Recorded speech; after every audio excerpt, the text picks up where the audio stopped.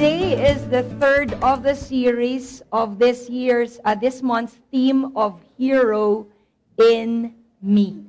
Can you just say to your seatmates, lalo po yung mga bago nating kasama, Hero in Me. Yes. Meron pong isang sikat na sikat ngayon, hindi ko malaman at maintindihan kung bakit. Sikat si Kuya, anong pangalan niya? Daniel Padilla. Grabe na to.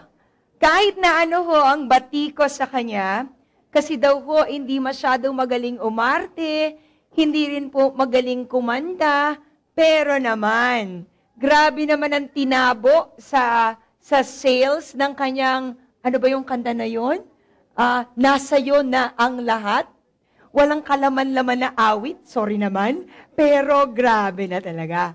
Caring-carry niya ang mga batikos na ito dahil sa kabila ng lahat ng ito, malaki naman ang kinikita niya. Plus, sikat na sikat pa siya. Nagsimula daw yun noon, nung inawit niya ba yung isang awit na luma, yung bang hinahanap-hanap kita, yung adik sa'yo, ganun. Na sa umaga daw, sa gabi, sa tanghali, wala nang ginawa kung hindi hanapin yung hindi mahanap-hanap. Posible kaya na yung hinahanap-hanap niya ay isang magandang babae? Mabait na babae? Siyempre, di ba, hindi naman siguro siya maghahanap ng wala lang. Kaya mo nga hinahanap because it's very difficult to find such kind of a woman. And I believe it's also the same thing in the kingdom of God. God has already released all the blessings that we would ever need. It is very clear in the Bible that it says there that every blessing, everything that you and I would need are already there. Kaya lang ho, yung pong mga hindi natatanggap natin, yung mga bagay na hindi pa po natin natatanggap na mga pagpapala, palagay ko ho, yung mga blessings na hinihagis na po ng Panginoon, may hinahanap-hanap din. Diba? Hindi lang sa Daniel ang may hinahanap-hanap. Kung hindi yung mga blessings na nirelease ng langit, may hinahanap din. Kaya ho, dapat ho, we have to be chaste for the chaste. Pag-aralan po natin ngayong umaga, this message entitled, Chaste, was sa Tagalog of chaste, kalinisan, kabutihan, for the chaste, para ikaw ay hanap-hanapin, para ikaw ay habul-habulin. Let's talk about doing an inside job for an outside pay. Paano aayusin ang ating mga sarili, ang ating mga puso, upang matanggap na po natin yung mga blessings na matagal na pong ibinato ng langit dito sa lupa. In a simple statement, we just want to say that blessings, yung mga favor na hinihingi natin, are attracted to and are chasing those whose hearts are pure. Hindi basta-basta dumidikit ang mga pagpapala kung kani-kanino lang. Ang mga pagpapalang yan ay merong dinidikitan. May hinahanap-hanap yan. And those people are the chaste ones. Those who have pure hearts. Those who are trying to, come before the Lord and live a life that is pleasing to Him. At isa po sa hinahanap ng blessings ay yung pong may mga desire to consistently honor God. Pakitagalog nga ako sa ating mga kasama ang honor. Ano nga bang honor? Parangal, no? And ano nga bang mga bagay ang nagbibigay ng parangal sa Diyos? Napakalinaw ho na sinasabi ng Biblia. Lahat ng mabubuting bagay, lahat ng magagaling na bagay, lahat ng maayos na bagay, yun ho ay maaaring magbigay ng kapurihan sa Diyos. If we want to be chased by the blessings, we have to keep ourselves pure before the Lord.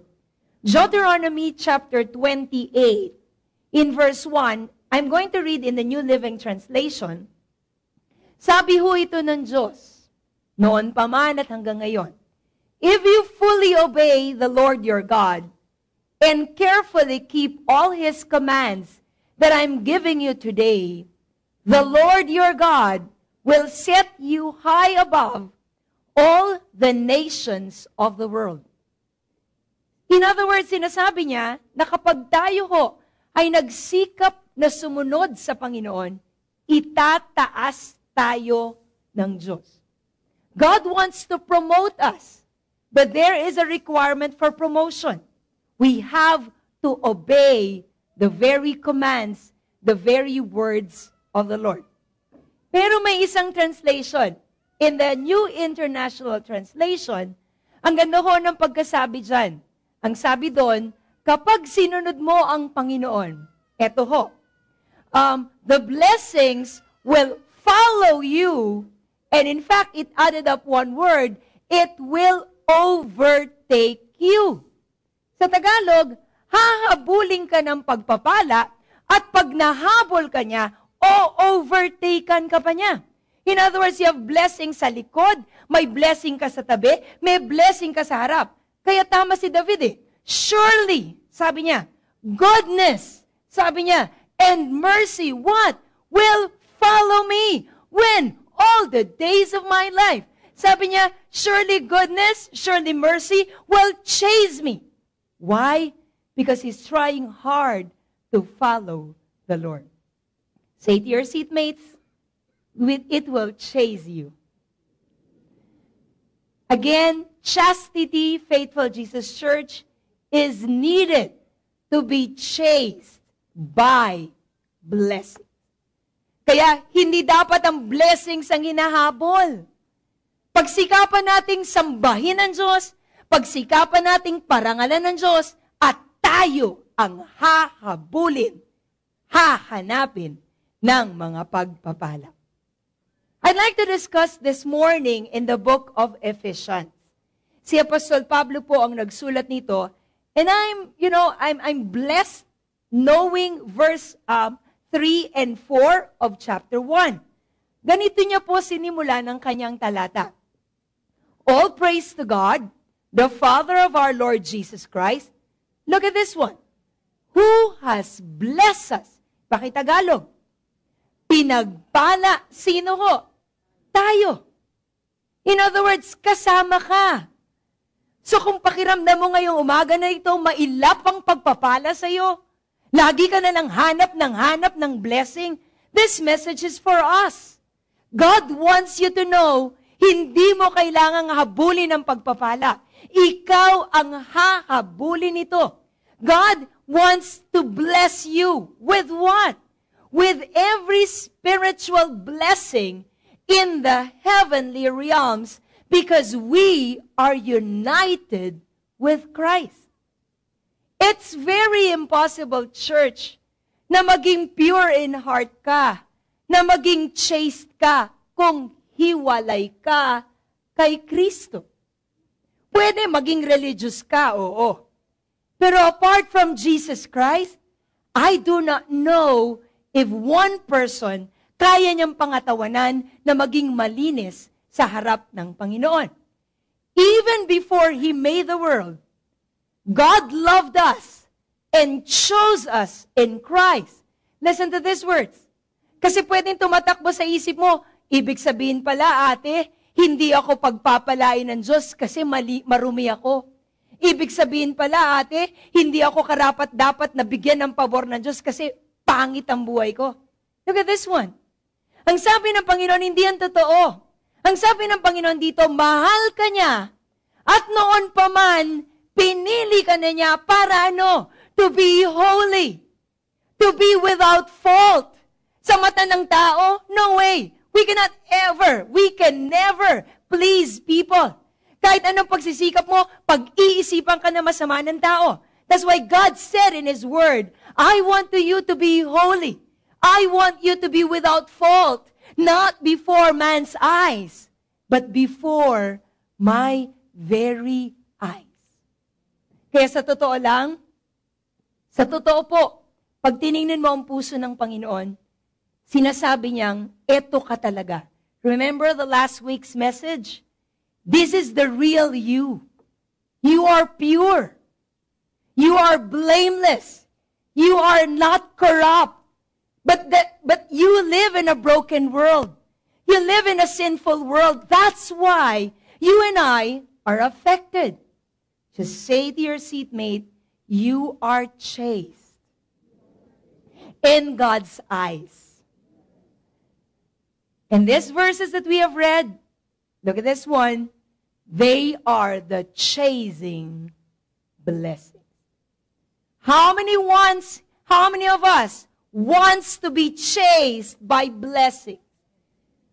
I cannot hear you as you raise your hands. How many wants to be chased by blessings? Ang sarap nun. Diba? Ang sarap-sarap mabuhay na napapaligiran ka ng pabor at ng pagpapala ng Diyos. Kaya lang, yun eh. It is very difficult to be chaste. It is very difficult to be chaste. 3 reasons that I know. Sa akin ho kasi mahirap eh. Ito ho ang aking personal na dahilan. Una ko, sa aking struggle dito, number 1 ho is the long time identification. Mahirap magbago. Bakit? Bago ka naging ganon, ilang taon na habits, ilang taon na experiences, bago ka naging ganon. At hindi yun mababago-bago ng agad-agad. At ang sabi nga ni Vice Ganda, kara-karaka. Hindi pwede yun eh. It takes time for a person to be changed. Kaya lang ho, yan ang ginagamit nating dahilan. Another thing is that we have identified ourselves with our defects, with our sins. Ganito ho, sinasabi mong, ay, ako, bobo ko eh. Ay, ako, bully ako eh. Ay, ako, mainitin ang ulo ko eh. Nakukuha niyo ho? You have already declared na yung ka. Paano ka magbabago? Kung ikaw mismo, hindi ka naniniwala na pwede ka pang magbago. Ang nasa isip mo, bobo ka na. Hindi ho. Dapat sinasabi natin, ako ay mananampalataya ng Diyos na lumalaban sa kahinaan ng ulo. O, di ba? Mas maganda yun. Hindi ka bobo. Meron lang kahinaan ng ulo na nilalabanan mo. Pero ang magandang sinasabi mo doon, mananampalataya ka ng ating Panginoon. Number 1 ho, listen.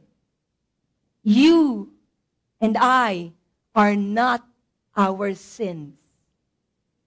Kasalanan yan, pero hindi yan ang tunay na ikaw. Maaring mahina ka sa babae, maaring mahina ka sa lalaki, maaring mahina ka sa pagkain, mahina ka sa pera, pero kahinaan mo yon, hindi ikaw, hindi yon ang tunay na ikaw. Tulak at sabihing, hindi yan ang tunay na ikaw.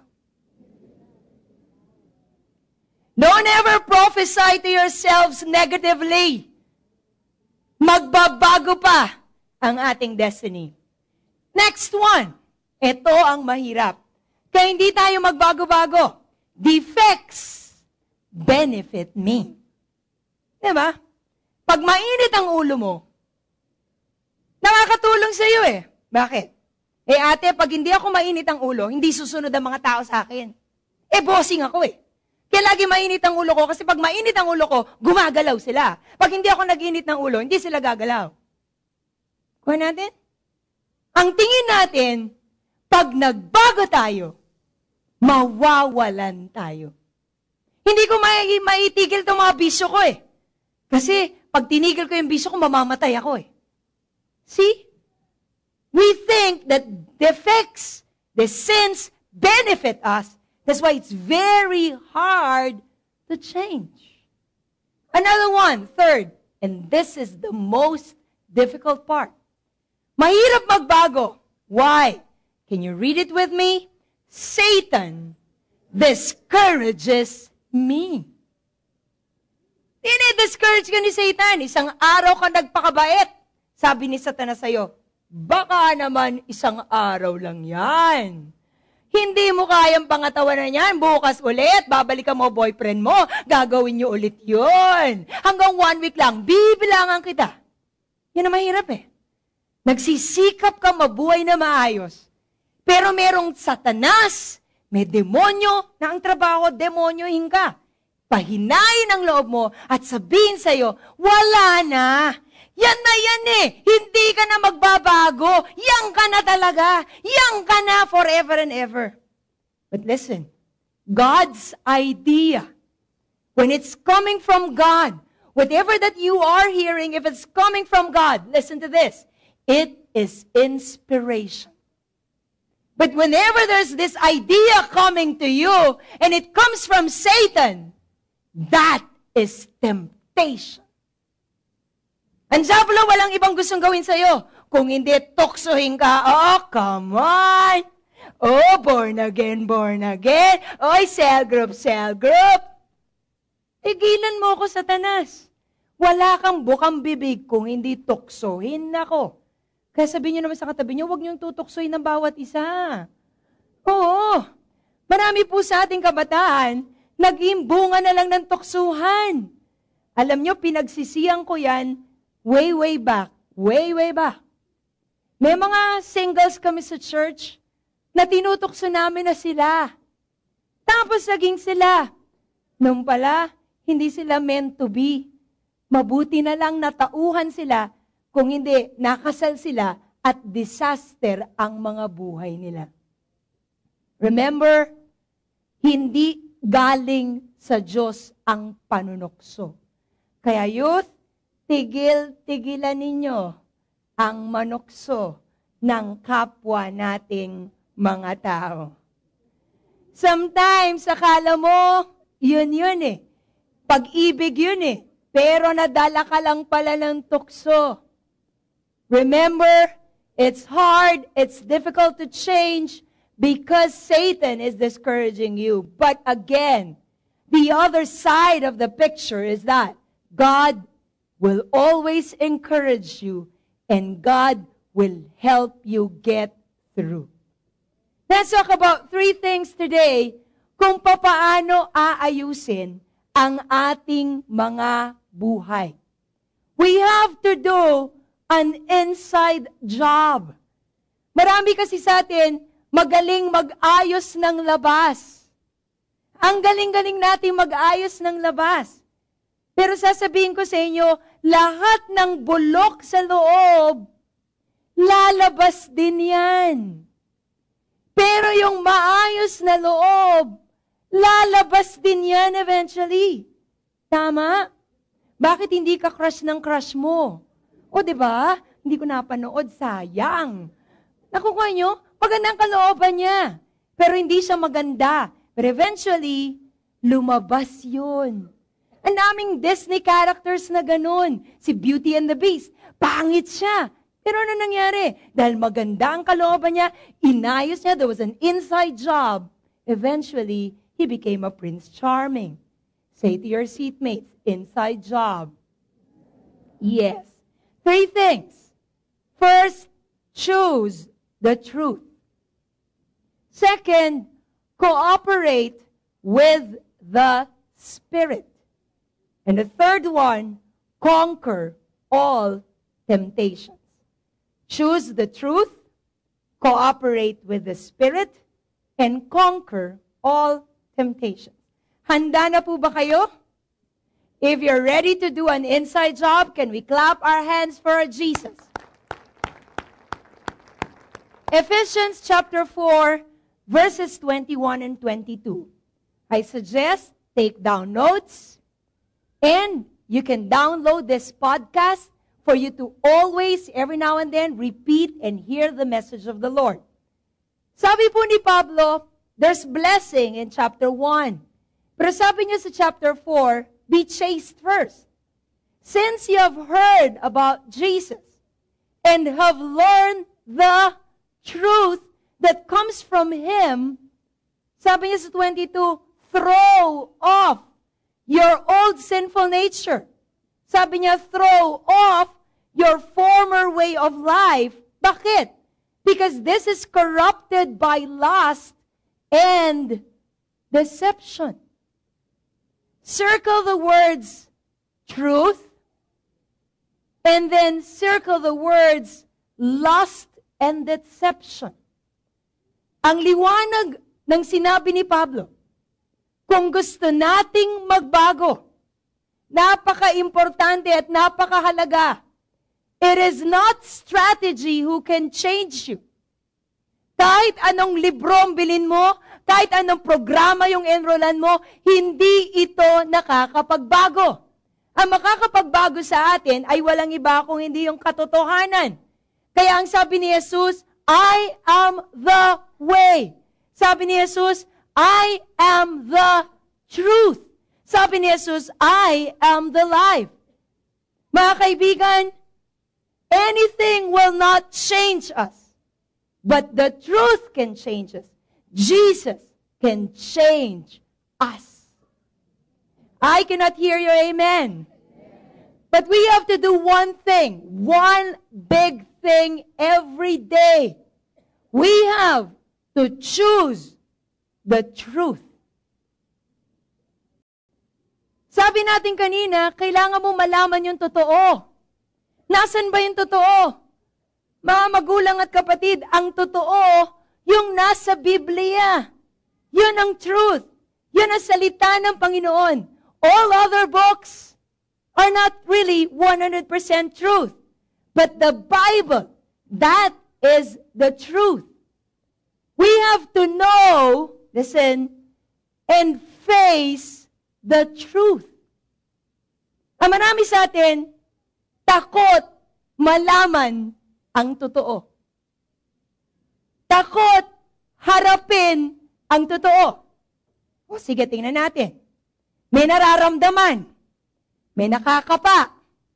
Ayaw pumunta kanino? Sa doktor. Bakit? Natatakot.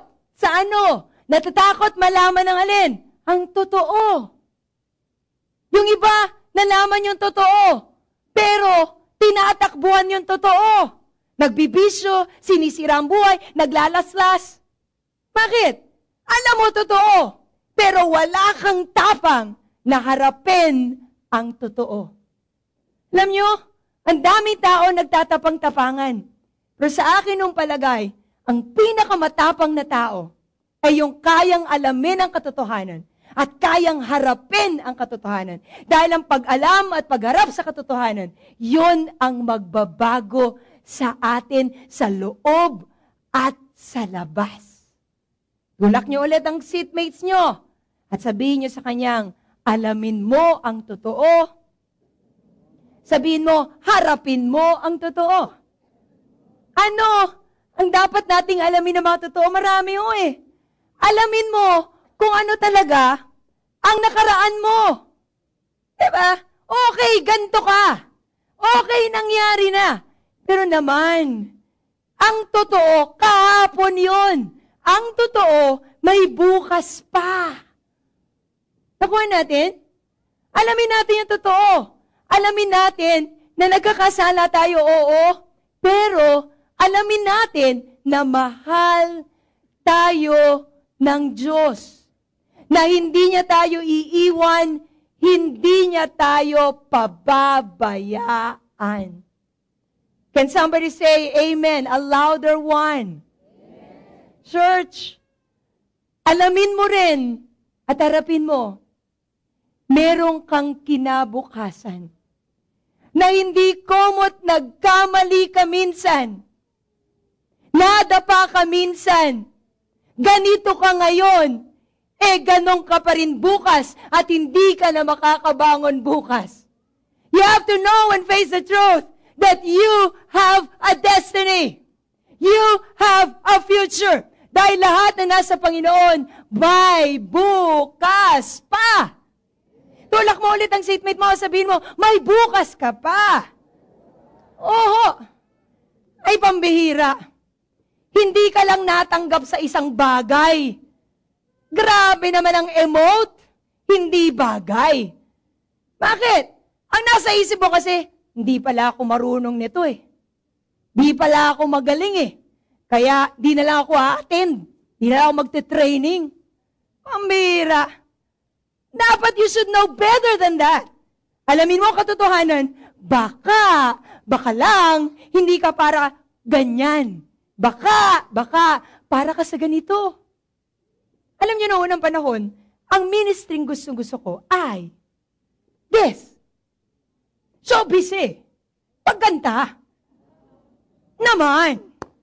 Unang sugaho, ano yan? Amiyo, may ganyan-ganyan pa. May costume pa ako eh. Kaya yung may uniform na ako. Practice.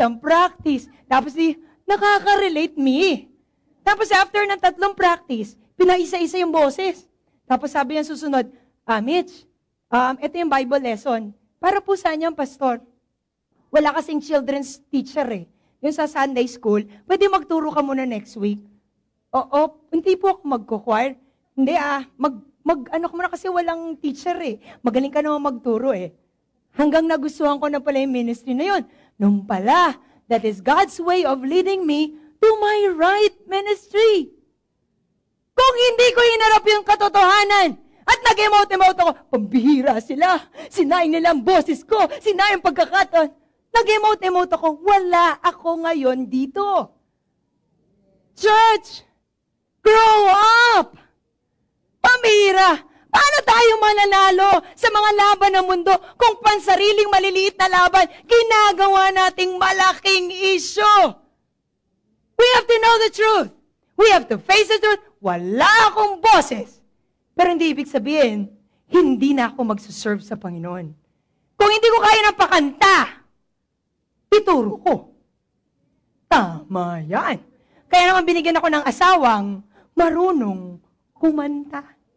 O, di ba? Kung marunong na ako kumanta, hindi ko na kailangan ng asawang marunong kumanta. Church, it is very important na kailangan alam mo ang totoo. Bakit? Because behind every self-defeating behavior is a lie I am believing. Akala ko noon, hindi na ako makakapag-asawa ng matino. Tanungin niyo ko, bakit? Kasi hindi ako matino. Sino papatol sa hindi matino? May matino bang papatol sa akin? Wala! Yun ang paniwala ko eh. Kaya nung nai-immerse na ako sa salita ng Diyos, sabi ko sa Panginoon, Lord, magde-declare na ba ako? Ano magde-declare? Na hindi na ako mag-aasawa? Kasi hindi ako matino eh. I have a past. Kaya lang, nung nalaman ko na ang Diyos nagpapatawad, nang nalaman ko ang Diyos naglilinis, nang nalaman ko na may destiny ako, na hindi ako hanggang dito, na yung nakaraan ko, hindi yun ang kinabukasan ko, natauhan ako! At mula nung nagdedeklara ako, I have a destiny. I'm going to meet the man of my dreams. I'm going to meet the man of my destiny because God is with me. And when I declare the truth, tingnan mo naman. Hindi sila naniniwala din.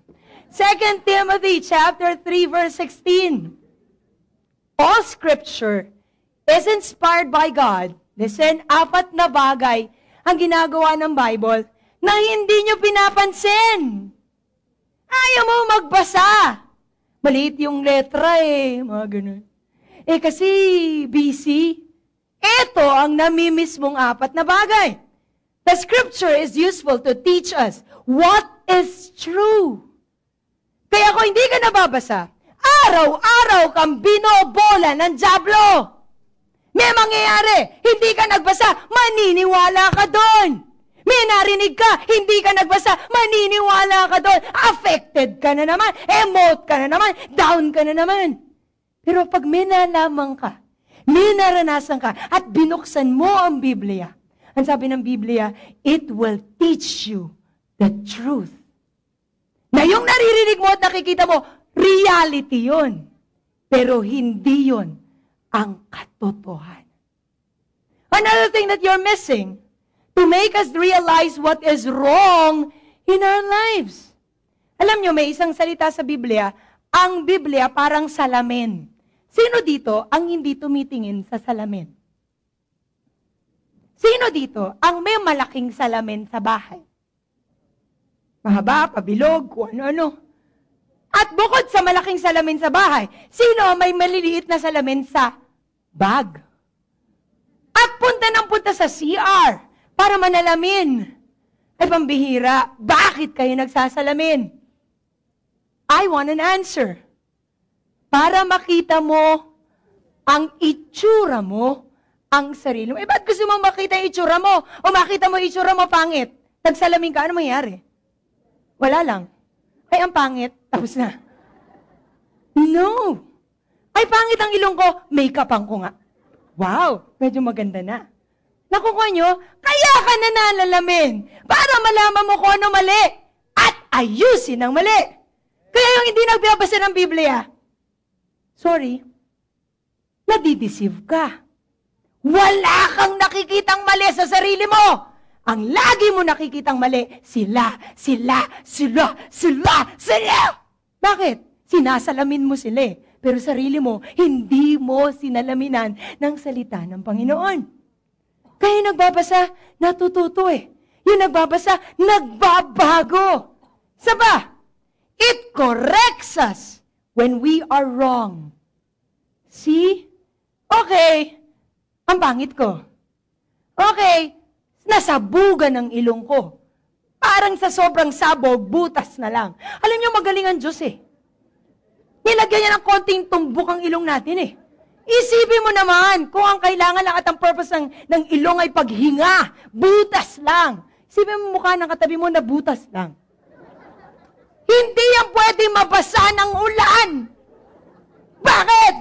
Abay, umuulan. Sigis. Pumasok ang lahat ng tubig sa lungs. Tama! Kaya ang galing ni Lord eh, di ba? So, pag nagbabasa ka ng Biblia, ay, mali pa lang di nagpapatawad. E paano po magpapatawad? You ask the Holy Spirit, yun. Natututo ka. Nalalaman mo ang mali. Nababago ang mali. At higit sa lahat, it teaches us to do what is right. Kaya pag ang tao, napakatagal na emote, may duda ako. Kahit masama yung pustahan, pagpasensyahan mo na ako, pupusta ako ng walang pusta. Hindi nagbabasa yun ng Bible. Dahil sandali ka lang mawindang, sandali ka lang ma-deceive na mga bagay-bagay, at binuksan mo ang salita ng Diyos, at bukas ka sa pangusap ng Diyos, magbabago ka. Magbabago ang tingin mo, at magbabago ang nararamdaman mo. Kaya ang sabi ng Diablo, huwag ka magbasa. Busy ka. Maliit ang letra. Hindi mo mabasa. Ang daming excuse. Sabi mo, alin ang excuse mo dun? Sabi mo sa katabi mo, magbasa ka, ikaw yun. Okay, the next step is to make the right choices despite the loss and the pain. Okay, nabasa mo na hindi pala nakakapagligtas ang relihiyon. Na ang nakakapagligtas pala ay ang Panginoong Hesus, ang relasyon sa Panginoon. Tapos na? Hindi. Kailangan kang pumili. You have to make the choice. That is why the first point is choose the truth. Marami sa atin, we know the truth. Pero hindi natin pinipili kung ano ang tama. Ang pinipili natin, yung gusto nating tama. Ang pinipili natin, yung type natin. Kaya tayo naguguluhan sa buhay. Minsan tinanong ko, bakit ang Diyos binigyan pa tayo ng free will? Bakit ang Diyos hindi na lang tayo ginawang robot? O Mitch, sumamba ka. Hallelujah, hallelujah. Lord, ano pa gusto mo gawin ko? Gusto mo mag-offering ka? Offering. Ba't hindi tayo ginawang gano'n ni Lord? Kasi kung ako yung Diyos, at gano'n ng mga tao, oy, pumalakpak kayo. Papalakpak. Ayoko yun. Mas gusto kong pumapalakpak ang tao dahil gusto nila. Mas gusto ko yung kinakaunsalan ko, sinusunod yung payo dahil pinili niya yun. Gusto ng Diyos na mahalin natin siya dahil pinili nating mahalin siya. Hindi dahil napipilitan tayo. Mga kapatid, if there's one gift na dapat nating laging gamitin para sa Panginoon, is our gift of choice. Every day, we choose to honor God. Pakiulit nga ako sa ating mga kasama. Every day, choose to honor God. Look at Philippians 2:13. Sabi niya doon, ni Pablo, for God is working in you. Sabi mo kasi hindi mo kaya eh. Sabi ni Pablo, gumagawa ang Diyos sa iyo. Saan po? In you. Saan yun? Sa loob. Giving you the desire and giving you the power to do what pleases Him. Sabi mo, kaya ko magbago. Willpower lang yan. Pero alam nyo, hindi yan totoo eh. Ang dami na nating sinabi, magbabago ako, magpapakababae na ako, magpapakalalaki na ako, magpapakatino na ako, hindi na ako gagawa ng kabulustugan. Ilang beses na natin sinabi yan eh. Ilang beses ko na sinabi yan eh. Wala! Pero nung nanalangin ako sa Panginoon, Lord, hindi ko kaya. Pasensya na po, ilang beses kong sinikap, hindi ko po kaya. Pero sabi ko, Lord, pero kung gusto mo, kayo na lang po ang gumawa sa buhay ko. And that was my first encounter to this verse. Na hindi mo kaya, yun ang gustong-gusto ko. Bibigyan kita ng dalawa, Mitch. Ano po yun? Bibigyan kita ng desire at bibigyan kita ng power. Somebody say it sa taas. Ano bibigay ng Diyos? Desire. Ano susunod? Power. Dito sa baba, anong bibigay ng Diyos? Desire. At ano susunod? Power. Bakit nauna yung desire? Ay nako, mahirap yung maraming power. Diba? Marami, magaling ako, kaya ko yan. Pero mali ang desire. Nalalagay sa mali. Kaya ang dami Kristyano, power. Ang yabang. Dami Kristyano, power. Pinapaikot ang church, pinapaikot ang mga tao kasi powerful eh. Ang sabi ng Diyos, anak, bibigyan muna kita ng maayos na pagnanasa. Nanasain mo ang mga bagay na mabuti. Pagkatapos, bibigyan kita ng pagnanasa at bibigyan kita ng kakayahan na gawin yung ninanasa mo. Kaya, sabihin ko sa inyo, itong SM, to be honest, alam ng mga workers yan, ilang beses ako nagsasabi sa workers meeting, na bukas ang puso ko kung sakalit sabihin ng Panginoon na hindi na natin kaya mag-finance every week, balik na tayo sa lungga natin. Lagi sinasabi, Lord, pag tiningnan ko yung finances namin, baka maubos. Baka ganito, ang daming babayaran. Alam nyo, kinorek ako ng Diyos dyan eh. Sa pamagitan ng asawa ko. Kasi, ang nakikita ko ganito eh. Pinaalala sa akin ng Panginoon, na siya ang vision bearer ng church, ako ay manager lang. Kaya na nangusap ang Diyos sa kanya, may mga bagay na pinakikita ng Diyos sa kanya na hindi ko pa nakikita, pero kailangan ko lang magtiwala. Lord, kaya sabi ko, Lord, bigyan mo ko ng desire na magtiwala sa vision bearer. Bigyan mo ko ng lakas na masustain yung pagtitiwala na yon. And praise God, umabot tayo sa panahong ito that God has already sustained us through this month. Can we clap our hands for God, for the God who provides? Minsan, Ang kailangan lang natin, choose the truth. Na hindi ka nanay! Na yung nanay mo may nakikitang hindi mo nakikita! Na hindi ka tatay! Na yung tatay mo may nararamdaman na hindi mo nararamdaman. Kaya pag madalas, magtiwala ka. Minsan sumunod ka naman. Minsan magpasakop ka naman. Because that is choosing the truth. Wala nang amen. Number 2, sabi ni Pablo, verses 23 to 24, instead, sabi niya, di ba? Alamin mo katotohanan, put off, put on, let the Spirit, he's talking about the Holy Spirit, renew your thoughts, pakitagalog. Baguhin ang alin? Pakituro kung saan yun. Ginagamit ba yan? Oo. Sabi niya, sabihin ninyo, ito, hayaan ninyo ng Espiritu Santo, ano?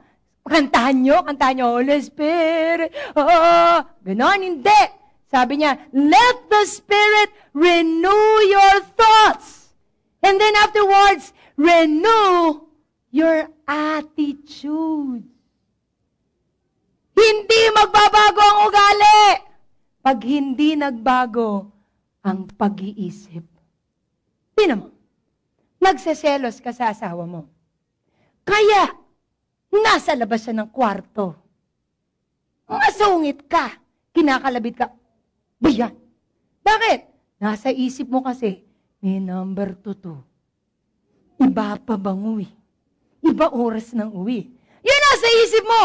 Kaya ang attitude mo, refrigerator. Kinakalabit ng asawa, lambingin naman mo ako. Ayoko!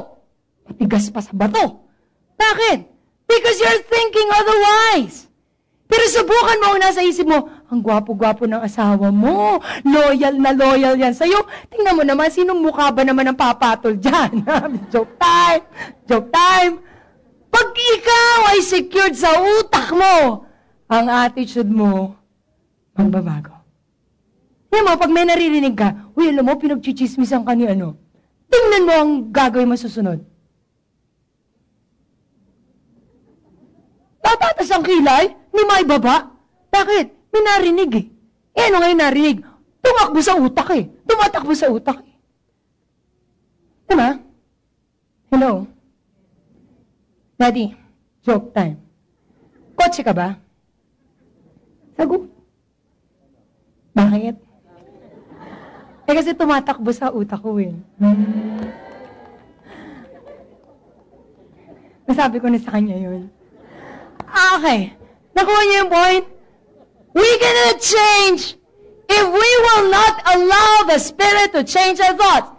Listen, mahirap magbago ng utak. Hindi nagda-number 2 ang asawa ko. Hindi nagda-number. Kahit na paulit-ulit ka dyan, di mo kaya yan. Pero pag sinabi mo, Holy Spirit, hindi matanggal sa utak ko eh. Pwede po ba pakibago yung utak ko? Swak. Let the Spirit renew your thoughts and your attitudes. Put on the new nature, created to be like God, truly righteous and holy. Verse 30, do not bring sorrow to God's Holy Spirit by the way you live. Alam nyo, ang buhay natin, either dalawang bagay. Nagpapasaya sa Diyos o nagpapalungkot sa Diyos. Tanungin mo katabi mo, alin ang sayong buhay doon? Yung pag pinapanood niya sa video yung buhay mo, sabi ng Diyos, or, puro drama na lang ang buhay ng anak ko na ito. Ano ba? Kailan ba ako sasaya pag pinanood? Alam niyo yun? Anong drama mo? Diba? Pero alam mo, pag gumagawa ka ng mabuti, nasasayahan ng Panginoon. Yung nagsisikap ka, kahit inaaway ka, sumasaya ang Panginoon. You don't have to be perfect. Ano yung inawit ni Ate Pai last time? Sabi niya, as long as you're seeking my face, you'll walk in my daily sufficient grace. Hindi kailangan ng Diyos ang perpekto. Dahil wala nun.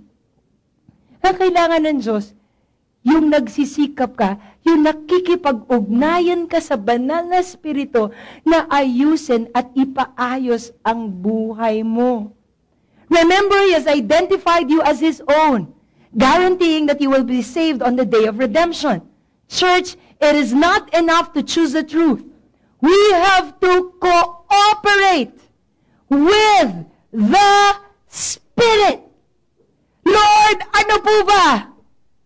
Anak, eto. Huwag ka na makipagtalo. Sabihin mo sa katabi mo, huwag kang makikipagtalo sa Diyos. Bakit? Hindi ka mananalo. Sino dito nanalo na kay Lord? Wala. Wala eh. Hindi magpapatalo ang Diyos. Bakit? Sobra niya tayo mahal para hayaan lang tayo mapahamak. The battle is won and lost first in the mind. Kaya hindi ka na nga nagbabasa ng Biblia, pakinig ka pa ng pakinig sa chismis. Alam nyo, yung sinasabi ng mga tao, huwag nyo agad pakikinggan. Sana may x-ray vision kayo. Tingnan nyo yung puso ng nagsasalita.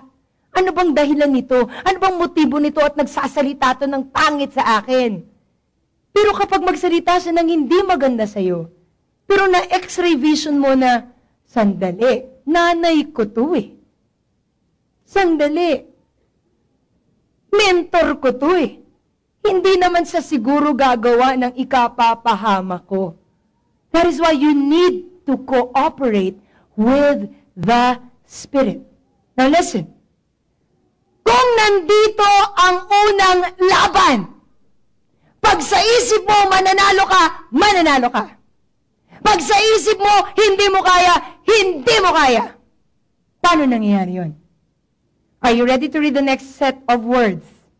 Thus, we need daily spiritual renewal through our quiet time. Shout it out with me, quiet time! Pakilakas sa tenga ng katabi nyo, quiet time. Sa kabila po, quiet time. Alam nyo, sa mentoring sa cell group, isa yan sa pinapatanong ko. Nagko-quiet time ka ba araw-araw? Yung ibang mentor, hindi nagtatanong. Tanungin nyo ako, bakit? Eh, siya rin hindi nagko-quiet time. Ang tapang niya. Oh, nagko-quiet time ka ba? Pero siya hindi nagko-quiet time. Alam niyo, pag hindi kayo nagko-quiet time, hindi niyo maririnig ang sarili ninyo at hindi niyo maririnig ang Diyos. Kaya ka nagko-quiet time para mabago ang utak. Para mabago ang puso. Hindi para mag-check. Check ako, nag-quiet time ako. Check, nag-quiet time ako. Hindi. Kaya ka nagko-quiet time. Ako, pastor na ako, natemblang pa eh. Lalo na kung hindi mag-quiet time eh. Marami ako naiisip na hindi maganda eh. Marami akong ginagawang hindi maganda eh. Sablay eh. Pero pag nagko-quiet time mo ako, every day, every moment, I repent. Nagsisisi ako. Ano po bang ibig sabihin ng pagsisisi? Yung pagsisisi, hindi, magsisisi na po, ayoko po maimpyerno. Sabi ng mga born again, magsisi ka, pupunta ka sa impyerno, sisisi na po. Hindi ganun ang pagsisisi, mga kapatid. Ang pagsisisi, metanoia means mental U-turn. Ang ibig sabihin ng pagsisisi, eto Diyos. Wala kang pakialam sa Diyos eh. Eto ka eh, demonyo ang buhay mo eh. Pero na nagsisi ka, mali ka pala eh, dinidemonyo buhay ko eh. Harapin ko Diyos, Diyos na may pag-asa, Diyos na may plano sa akin at kaligtasan. Yan ang pagsisisi, nagpalit ng utak, nagbago ng isip. Yung nangangaliwa at nanganganan. Diba? Nangangaliwa, nanganganan, tama yun eh. Sabi ng Diablo, tama yun eh. Pero pag nagsisiyan, sandali, mali yun eh. Aayusin ko buhay ko. Nakukuha niyo po ako? Ang repentance wala sa ngawa! Wala doon. Ang repentance, utak yan eh. Lord, nabasa ko eh. Napag-isip-isip ko eh. Walang blessing ang buhay ko eh. Grabe, dry ang buhay ko eh. Kasi galit ako eh. Magre-repent na po ako, Lord. Yun eh. Nagsisisi po ako, Panginoon. Pag nagsisi ka, nagbabago ka ng utak na hindi tama yon. Ito ang tama, ito ang gagawin ko. Kahit hindi ko nararamdaman, dahil inisip ng utak ko, eventually my attitude will change. Tulak ulit ang seatmate, sabihin mo, repent. Opo. At dyan malakas ang pagkilos ng banal na spirito. He's going to change you. Look at the words, gradually. Alam nyo, noon, minamadali ko mga bagay-bagay. Gusto ko malaki na yung church. Gusto ko malaki na yung ganito. Kaya lang kinorek ako ng Panginoon, hindi pa kaya ng buhay mo ang malaking church. Kasi marami pa akong aayusin sa'yo. Alam nyo, hindi ko ito pinlano. Nung na-born again ako, ang plano ka lang, magkaroon ng pag-asa, magkaroon ng kapayapaan sa utak, maayos ang buhay ko, yun lang. Pero habang nagsasearch po ako ng salita ng Diyos, habang nagpupuri po ako sa Kanya at naglilingkod, marami po siyang binabago sa pag-iisip ko. Gusto kong i-encourage lahat ng mga naglilingkod sa Panginoon. Huwag kayo maniniwala sa dyablo. Natigilan nyo na ang paglilingkod. Kasi ever since I was a student, naglilingkod na ako sa Panginoon. Kahit may exam ako, I never did use my exams as an excuse na hindi mag-church, hindi mag-children's church. Lagi kong sinasabi, Lord, Matthew 6:33, pag inuna kita, idadagdag mo lahat ng bagay. Alam nyo, habang nakikiko-operate ako sa sinasabi ng banal na spirito, hindi ko alam kung saan-saan na ako dinadala ng Panginoon. Sa totoo, kaya ako napunta sa Muntinlupa. Pinagselosan ho ako ng pastor ko.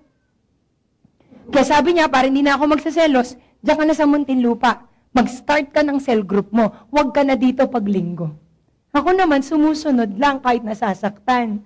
Buti na lang, andyan sila Ate Jean, sila Ate Tess, sila Ate Inday, tulong-tulong. At habang sumusunod kami sa Panginoon, yun lang, nagpupuri, naglilingkod, sumasamba, paulit-ulit lang, dadaling ka ng Diyos sa destiny mo. You just need to cooperate with the Spirit. Kasi pag inisip ko, dapat malaki na, mawiwindang ang beauty ko. Kaya nga nagsasabi yung iba, you are 40 plus? You're joking. Oh no, I'm not. That's just in the birth certificate. But in reality, it's not true. Bakit? Kasi I just live all my words to the Lord. Kapag hindi ka nag-cooperate sa Holy Spirit, lagot ka eh. Alam niyo po yung napipitik. Si Kuya po, masakit mamitik yan. Ayoko mapitik ni Lord. Gising lang. Ayoko mapitik. Gusto ko mayakap. Na kahit nadudulas-dulas ako, nandun yung yakap ng Panginoon. Hindi ko po ito gusto. Tulungan niyo po ako. Alam niyo yung lagi kong prayer. Hindi ako nagpa-pray ng sobrang haba. Ang prayer ko lang lagi, Lord, kilala mo ko. Alam mo kahinaan ko. Alam ko kung anong kalooban mo. Tulungan mo po akong sundin ang kalooban mo. Oras-oras po yan. And praise God, nung nawalan ako ng cellphone, yun pa rin ang nasa isip ko. Lord, hindi ko maintindihan ba't ako nawalan ng cellphone. Hindi ko maintindihan ba't nangyari to. Until one day, nalaman ko na kung bakit. Tanungin niyo po ako, bakit? Kasi noong mga panahon pala na wala akong cellphone, kasi officer ako sa village namin. Nagkagulo-gulo ang aming mga security guards sa village. Nagkabukuhan ng mga baho ba, mga tinatagong mga, alam niyo na. At magbabarilan, may mga baril eh. At ang una nilang number na alam, guess kung kanino? Number ko. So kung nakontak ako, lumilipad ako, papuntang Binyang, para, anong gulto? Buti na lang wala ako dun. Hindi na ako nakontak. At sino nakontak nila? Yung ibang officers. God spared me from that. Kasi sabi niya, Mitch, saan ka ba nandun? Wala akong cellphone eh. Ay nako, na-spare ka sa lahat ng gulo. Thank you, Lord. Ano nagtanggalan? Hindi ang beauty ko ang nagpatanggal. Sila. Kaya pag lumalakad ako, hindi ako natatakot mabaril. Kasi, wala akong kinalaman dyan. Wala ako dun. Nakukuha niyo, ho? Minsan di mo maintindihan eh. But as long as you're cooperating with the Holy Spirit, isang araw malalaman mo, bakit? Ba't hindi ko nakatuluyan yung 5 years kong boyfriend? Ayan ang dahilan. Ayaw nila, dear. Yan. Diba? Bakit po tayo nawawalan nun ng mga gamit-gamit sa paradahan? Ito, dahilan. Bakit di natin maayos-ayos yung restroom doon kahit ilang libo na yung pinagagastos natin? Eto, gusto ni Lord ang maganda. Kailangan lang, makikooperate ka. Sabi mo sa katabi mo, huwag ka na makipagtalo, mag-cooperate ka na lang. Last, verses 25 to 29. So, stop telling lies. Let us tell our neighbors the truth. Huwag kang mag-joke time. Hindi, okay lang ako. Okay ako. Sabi niya, magsabi ka ng totoo. And don't sin by letting anger control you. Huwag kang magpapatalo sa galit. Sabi niya, don't let the sun go down while you are still angry. Huwag mo hayaan na lumubog ang araw na galit ka. For anger gives a foothold to the devil. If you are a thief, use your hands for good work, and then give generously to the others. Don't use foul language or abusive language. Ingatan mo bibig mo, ingatan mo kamay mo, huwag kang magalit. Yan ang sinasabi niya. Let everything you say be good and helpful, so that your words will be an encouragement to those who hear them. Are you ready for the third one? You want to be chased by blessings. Choose the truth. And then, we have to do this one, the third one. Conquer all temptation. Tagalogin po. Next week, Filipiniana Sunday, Tagalog po tayo at naka-gown ako. Kaya, wag niyo akong hayaang mag-isa. Pare-pareho tayong nag-gown. Ano po sabi? Conquer all temptations. Ang temptation, hindi kasalanan. Pag tumingin ka sa temptation, nahulog ka sa temptation, yun na, doon na nagkakasala. Ano po sabi niya? Balikan natin yung verse, ha? Magsabi ka ng totoo. Sabi mo sa seatmate mo, lakasan mo, magsabi ka ng totoo. Lakas mo pa sa katabi, magsabi ka ng totoo. Kaya nahuhulog sa kasalanan ng mga tao. Hindi nagsasabi ng totoo. Tinutokso-tokso na ng office mate, hindi sinasabi kay misis. Kaya ko to. Tinetext-text na ng lumang boyfriend, hindi sinasabi sa mentor. Kaya ko to. Malakas ako. Ayan, kaya mo nga. Hindi mo sinasabi sa nanay mo. Hindi mo sinasabi sa tatay mo. Ayan, kaya mo. Nakuha nyo? Napaka-importante sa paglaban sa tukso na merong kang TEAM.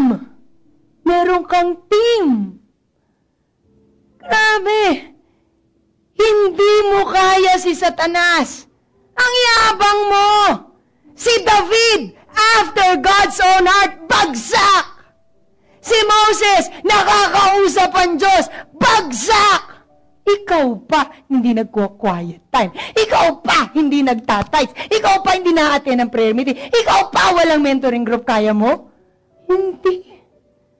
That's why I'm appealing to you. Have an honest community. Sabihin mo ang struggle mo. Sabihin mo, Lord, bigyan mo ako ng mapapagkatiwalaan na mentor. At kapag naman pinagtiwalaan ka, ingatan mo yun. Huwag mong i-broadcast sa maraming tao ang problema na binikatiwala sa iyo. Change requires an honest community. Alam nyo, yung kapatid ko, hindi niya sinasabi kung ano ginagawa ng asawa niya sa kanya noon. Tinatago niya eh.